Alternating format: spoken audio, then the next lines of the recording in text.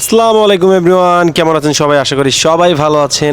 অনেক দিন পর আপনাদের মাঝে কিন্তু একটা মোটো ব্লগ নিয়ে আসলাম। আমাদের প্রিয় রাজবাড়ী সব সময় যানজটে, কিন্তু সব সময় একটা ছোট্ট একটি শহর, কিন্তু ব্যস্ত নগরী। কেন জানেন? এই যে নতুন নতুন যত বিল্ডিং হইতাছে না ভাই, একটারও নিচে কোনো আপনার আন্ডারগ্রাউন্ড করে না। যা আপনার কোনো একটা মার্কেট হইলো, কোনো একটা শপিং মল হইলো বা কোনো একটা দোকান হইলো, সব কিছু কিন্তু আপনার এই রাস্তার উপর দিয়ে যায়। এর জন্য কিন্তু এতটা যানজট লেগে থাকে আমাদের রাজবাড়ী শহরে। ধরেন আপনি একটা বিল্ডিং করছেন, আন্ডারগ্রাউন্ড দেন নাই, সেখানে আপনার কিছু মল আছে বা ব্যাংক আছে, সেখানকার যে আপনার গ্রাহক আছে তারা কিন্তু সবাই রাস্তার মাঝখানে কিন্তু আপনার পার্কিং করতেছে। বাইক আছে, রিক্সাতে আসে, রিক্সায় আসে, অটোতে আসলে অটো রাখে, মানে আপনি যদি কারে আসে সেক্ষেত্রে কারও কিন্তু সেই রাস্তার উপরে রাখে।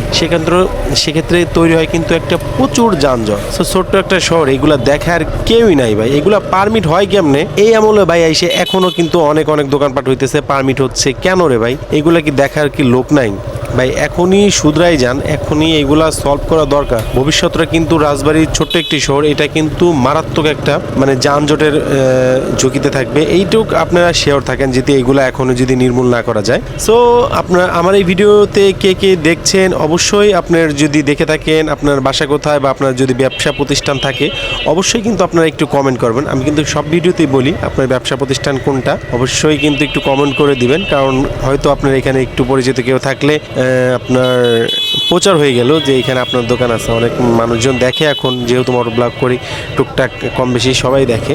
তো আমি যাচ্ছিলাম শপে, আমার দোকান আছে, আমার দোকানে যে স্পাইজন ফ্যাশন, ওইখানে যাচ্ছিলাম। তাই মনে করলাম যে আপনাদের মাঝে একটু শেয়ার করি কথাগুলা কিন্তু একটু তিতা হইলেও কিন্তু এটা কিন্তু সত্য কথা। সো নেক্সট কোনো ভিডিওতে আবার দেখা হচ্ছে। ততক্ষণ সবাই ভালো থাকবেন, সুস্থ থাকবেন। আসসালামু আলাইকুম, ভালো থাকবেন সবাই।